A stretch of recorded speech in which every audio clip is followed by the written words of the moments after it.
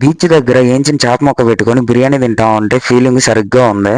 నమస్తే బ్యాచిలర్ మామూలు. ఈ రోజు చిన్న పని మీద నెల్లూరుకి అయితే వెళ్ళాను. ఆ పని అయ్యేటప్పటికి 10, 11 అయితే అయిపోయింది. ఇక ఎండ తీవ్రంగా ఉందని చెప్పి బీచ్ కి అయితే వెళ్ళిపోదామని ఫిక్స్ అయిపోయాను. పోతా పోతా దారిలో బిర్యానీ అంగడి కనిపించింది. ఆ బిర్యానీ అయితే ఒకటి తీసేసుకున్నాను. బిర్యానీ కాస్ట్ వచ్చేసి 100 రూపాయలు పడింది. ఇక నేరుగా చర్చి దగ్గరికి అయితే వచ్చేసాను. ఈ రోజు సండే కాబట్టి కాసేపు చర్చిలో కూర్చుందాం అని చెప్పి అయితే లోపలికి అయితే వెళ్ళాను. ప్రేయర్ అయితే జరుగుతా ఉంది. కొత్తగూడూరులో ఎప్పటి నుంచో అనుకుంటున్నాను తలనీలాలు ఇవ్వాలని చెప్పేసి ఇంక తలనీలాలు ఇచ్చేసి బీచ్ దగ్గరికి అయితే వెళ్ళిపోయాను. బాగా ఆకలేసి ఉండేసరికి బిర్యానీ ప్యాకెట్ ఓపెన్ చేసి నేను లోపల చేప కూడా చెప్పాను. చేప కూడా వచ్చేసింది. వేడి వేడి బిర్యానీలో వేడి వేడి సముద్రపు చేప ఫ్రై ముక్క తీసుకొని ఒక్క ముద్ద కలుపుకొని తింటా ఉంటే టేస్ట్ మాత్రం సరిగ్గా ఉంది.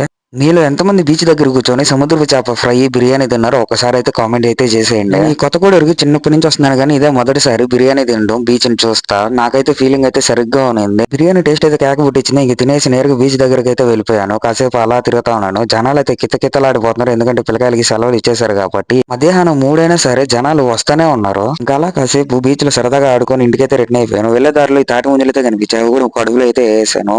సరే అయితే ఇంకో వీడియోతో మళ్ళీ వస్తాను. నువ్వు పోతా పోతా బుర్ర చేత్తో ఒక లైక్ కొట్టేసి సబ్స్క్రైబ్ చేసుకోపో మావా.